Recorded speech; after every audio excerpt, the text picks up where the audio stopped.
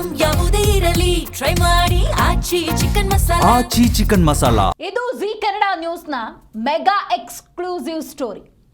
ಕರ್ತವ್ಯ ಲೋಪದಲ್ಲಿ ಇಬ್ಬರು ಕೆಎಸ್ ಅಧಿಕಾರಿಗಳ ತಲೆದಂಡ. ಮತ್ತೊಂದು Zee Kannada news mega exclusive ಸ್ಟೋರಿಯನ್ನು ನೋಡ್ತಾ ಇದ್ದೀರಿ. ಕರ್ತವ್ಯ ಲೋಪದ ಅಡಿ ಕೆಎಸ್ ಅಧಿಕಾರಿಗಳ ತಲೆದಂಡವಾಗಿದೆ. ಇಬ್ಬರು ಮಹಿಳಾ ಕೆಎಸ್ ಅಧಿಕಾರಿಗಳನ್ನು ಅಮಾನತು ಮಾಡಲಾಗಿದೆ. ವರ್ಷಾ ಒಡೆಯರ್ ಮತ್ತು ಅಶ್ವಿನಿ ಜಿ ತಲೆದಂಡವಾಗಿದೆ.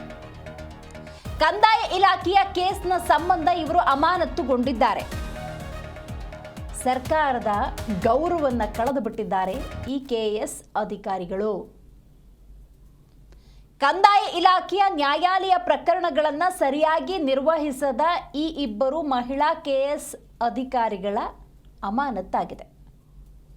ಯಾರಿವರು ನೋಡ್ತಾ ಹೋಗೋಣ. ವರ್ಷಾ ಒಡೆಯರ್ ವಿಶೇಷ ತಹಶೀಲ್ದಾರ್ ಬೆಂಗಳೂರು ದಕ್ಷಿಣ ತಾಲೂಕು, ಇವರ ಅಮಾನತ್ತಾಗಿದೆ.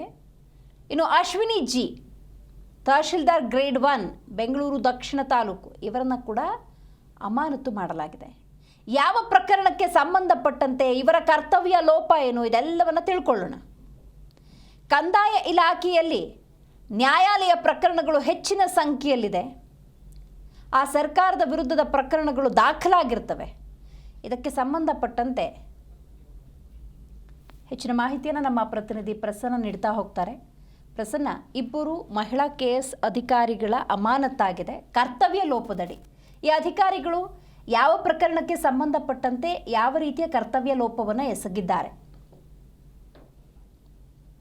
ಅತಿ ದೊಡ್ಡ ಪ್ರಕರಣ. ಯಾಕಂತಂದ್ರೆ ಈ ಒಂದು ಅಧಿಕಾರಿಗಳಿದಾರಲ್ಲ, ಮಹಿಳಾ ಅಧಿಕಾರಿಗಳು, ಇವರು ಅದರಲ್ಲೂ ಕೂಡ ವರ್ಷಾ ಒಡೆಯರ್ ಇದಾರಲ್ಲ, ಇವರು ಹಿಂದೆ ಲೋಕಾಯುಕ್ತ ಟ್ರಾಪ್ ಕೇಸ್ ನಲ್ಲಿ ರೆಡ್ ಹ್ಯಾಂಡ್ ಆಗಿ ಸಿಕ್ಬಿದ್ದಿರ್ತಾರೆ. ತಹಶೀಲ್ದಾರ್ ಅವರ ಒಂದು ಲಂಚ ಸ್ವೀಕಾರ ಮಾಡ್ಬೇಕಾರೆ 5 ಲಕ್ಷ ರೂಪಾಯಿ ಲಂಚ ಸ್ವೀಕಾರ ಮಾಡ್ಬೇಕಾದ್ರೆ ಅವ್ರು ಸಿಕ್ಬಿದ್ದಿರ್ತಾರೆ.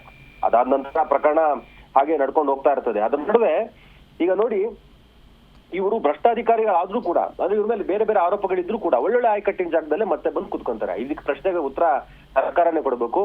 ಈಗ ಏನಾಗಿದೆ ಅಂದ್ರೆ, ಸರ್ಕಾರನ ಮುಜುಗರಕ್ಕೆ ಸಿಲುಕಿಸುವಂತ ಪರಿಸ್ಥಿತಿಯನ್ನೇ ಈ ಇಬ್ರು ಅಧಿಕಾರಿಗಳು ತಂದು ನಿಲ್ಲಿಸಿರುವಂತದ್ದು. ಎಷ್ಟೆಷ್ಟು ಪ್ರಕರಣಗಳು ಅನ್ನೋದು ಕೂಡ ಆ ಡಾಕ್ಯುಮೆಂಟ್ ಗಳಲ್ಲಿ ಸ್ಪಷ್ಟವಾಗಿ ನಾವು ನೋಡ್ಬೋದು. ನ್ಯಾಯಾಲಯದ ಎಷ್ಟು ಪ್ರಕರಣಗಳಲ್ಲಿ ಇವರು ಈ ತರ ಸಮಸ್ಯೆಗಳನ್ನು ತಂದೊಡ್ಡಿದ್ದಾರೆ ಅನ್ನುವಂಥದ್ದು. ನೂರಾರು ಪ್ರಕರಣಗಳಲ್ಲಿ ನ್ಯಾಯಾಲಯಗಳಲ್ಲಿ ನಡೆಯುವಂತಹ ಒಂದು ಪ್ರಕರಣಕ್ಕೆ ಸಂಬಂಧಪಟ್ಟಂತೆ ಇವರು ದಾಖಲೆಗಳನ್ನ, ಸ್ಪಷ್ಟತೆಯನ್ನ, ಸರ್ಕಾರದ ಪರವಾಗಿ ಈ ಜಮೀನ್ಗೆ ಈ ತರ ಪರಿಸ್ಥಿತಿ ಇದೆ, ಈ ಪ್ರಕರಣ ಈ ರೀತಿ ಇದೆ ಅನ್ನುವಂತಹ ಫೈಲ್ಗಳನ್ನ ನ್ಯಾಯಾಲಯಕ್ಕೆ ತಲುಪಿಸ್ಬೇಕು. ಆ ಸ್ಪಷ್ಟನೆ ಕೆಲಸವನ್ನ ಇವ್ರು ಮಾಡಲ್ಲ. ಆ ಕೊಡುವಂತ ಆ ಎಲ್ಲಾ ನ್ಯಾಯಾಲಯದ ವಿಚಾರಣೆ ಪ್ರಕರಣಗಳೇನಿದೆ, ಇವರ ಒಂದು ಜ್ಯೂರಿಸ್ಡಿಕ್ಷನ್ ಬರುವಂತದ್ದು, ಅವುಗಳನ್ನ ಇವರು ಸರಿಯಾಗಿ ಪಾಲನೆ ಮಾಡಿದವರ ಹಿನ್ನೆಲೆಯಲ್ಲಿ ಇವತ್ತು ACS ಅಂದ್ರೆ ಕಂದಾಯ ಇಲಾಖೆ ACS ಅವರಿಗೆ ನೋಟಿಸ್ ಬರ್ತಾ ಇದೆ, ಸರ್ಕಾರಕ್ಕೆ ನೋಟಿಸ್ಗಳ ಮೇಲೆ ನೋಟಿಸ್ ಬರ್ತಾ ಇದೆ, ನ್ಯಾಯಾಂಗ ನಿಂದನೆ ಪ್ರಕರಣಗಳು ಹೆಚ್ಚಾಗ್ತಾ ಇದೆ. ಇವರು ಸರಿಯಾಗಿ ಈ ಪ್ರಕರಣಗಳನ್ನ ನಿರ್ವಹಿಸದೇ ಇರೋದು ಬಹಳ ಸ್ಪಷ್ಟವಾಗಿ ಗೊತ್ತಾಗಿದೆ. ಇದಕ್ಕೆ ಸಂಬಂಧಪಟ್ಟಂಗೆ ಮೀಟಿಂಗ್ ಕರೀತಾರೆ ಇವರಿಬ್ಬರಿಗೂ. ಅದರಲ್ಲಿ ವರ್ಷಾ ಒಡೆಯರ್ ಅವರು ಮೀಟಿಂಗ್ ಕರೀತಾರೆ 9ನೇ ತಾರೀಕು ಮಾರ್ಚ್. ಅವರು ಬರೋದೇ ಇಲ್ಲ ಆ ಮೀಟಿಂಗ್ಗೆ. ಅದನ್ನು ಕೂಡ ACS ಅವ್ರು ಕರೆದ್ರು ಇವರು ಮೀಟಿಂಗ್ ಹೋಗಿಲ್ಲ. ದೊಡ್ಡ ಉನ್ನತಾಧಿಕಾರಿಗಳು ಕರೆದಿರುವಂತ ಮೀಟಿಂಗ್ಗೆ ಇವ್ರು ಹೋಗಿಲ್ಲ.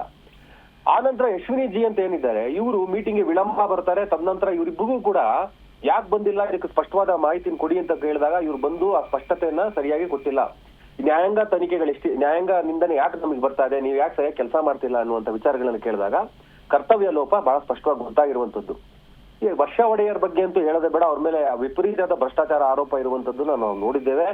ಇದಕ್ಕೆ ಸಂಬಂಧಪಟ್ಟಂತೆ ಎಲ್ಲಿ ಇವರು ನ್ಯಾಯಾಲಯಗಳ ನ್ಯಾಯಾಂಗ ಪ್ರಕರಣಗಳನ್ನ ಸರಿಯಾಗಿ ನಿರ್ವಹಣೆ ಮಾಡೋದ್ರಿಂದ ಸರ್ಕಾರಕ್ಕೆ ಇಕ್ಕಟ್ಟಿನ ಪರಿಸ್ಥಿತಿ, ಸರ್ಕಾರಕ್ಕೆ ನ್ಯಾಯಾಂಗ ನಿಂದನೆ ಪ್ರಕರಣಗಳು ಅಟ್ರಾಕ್ಟ್ ಆಗಿದೆ. ಇವತ್ತು ಒಂದಲ್ಲ ಎರಡಲ್ಲ ನೋಡಿ, ನಾವು ನೋಡ್ಬೋದು ಡಾಕ್ಯುಮೆಂಟ್ ಅಲ್ಲಿ ನ್ಯಾಯಾಂಗ ನಿಂದನೆ ಪ್ರಕರಣಗಳು ಅಲ್ಲಿ ಒಟ್ಟು ಪ್ರಕರಣಗಳನ್ನ ನಾವು ತೋರಿಸ್ತಾ ಇದ್ದೇವೆ.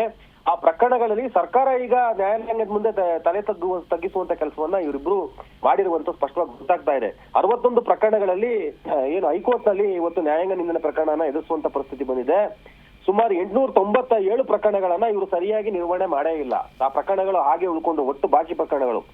ಇದಕ್ಕೆ ಸಂಬಂಧಪಟ್ಟಂತೆ ಇವರಿಬ್ಬರು ಕೂಡ ಏನು ಅಶ್ವಿನಿ ತಹಶೀಲ್ದಾರ್ ಗ್ರೇಡ್ 1 ಬೆಂಗಳೂರು ದಕ್ಷಿಣ ತಾಲೂಕು, ಮತ್ತೆ ವರ್ಷಾ ಒಡೆಯರ್ ವಿಶೇಷ ತಹಶೀಲ್ದಾರು ಬೆಂಗಳೂರು ದಕ್ಷಿಣ ತಾಲೂಕು, ಇದು ಬೆಂಗಳೂರು ದಕ್ಷಿಣ ತಾಲೂಕಿನಲ್ಲಿ ಪ್ರಕರಣಗಳು ಇಷ್ಟೆಲ್ಲ ಪ್ರಕರಣಗಳು ಬಾಕಿ ಉಳಿಸ್ಕೊಂಡ್ಬಿಟ್ಟಿರುವಂತದ್ದು. ಇವತ್ತು ನ್ಯಾಯಾಲಯಗಳು ಸರ್ಕಾರನ AG ಅವರು ಅಂದ್ರೆ AG ಅವರು ಖುದ್ದು ACSಗೆ ಫೋನ್ ಮಾಡಿ ಹೇಳ್ತಾರೆ, ಈ ತರ ಇವರು ಸರಿಯಾಗಿ ಕೆಲಸ ಮಾಡಿಲ್ಲ ಅಂತ ಹೇಳಿ. ಆಯ್ನಲ್ಲಿ ಈ ಇಬ್ಬರು ಅಧಿಕಾರಿಗಳನ್ನ ಅಮಾನತು ಮಾಡಿರುವಂತದ್ದು. ಇವರಿಬ್ಬರು ಕೂಡ ಅಮಾನತು ಶಿಕ್ಷೆಗೆ ಒಳಪಟ್ಟಿರುವಂತದ್ದು. ಈಗ ಹಾಗಾಗಿ ಮುಂದೆ ಸರ್ಕಾರ ಏನು ಇನ್ನು ಮುಂದಿನ ವಿಚಾರಣಾ ತನಿಖೆ ಕೂಡ ಇವ್ರ ಮೇಲೆ ಇದೆ. ಇವರ ಇಲಾಖಾ ವಿಚಾರಣೆಯನ್ನು ಕೂಡ ಈಗ ಸರ್ಕಾರ ಆದೇಶವನ್ನ ಮಾಡಿದೆ.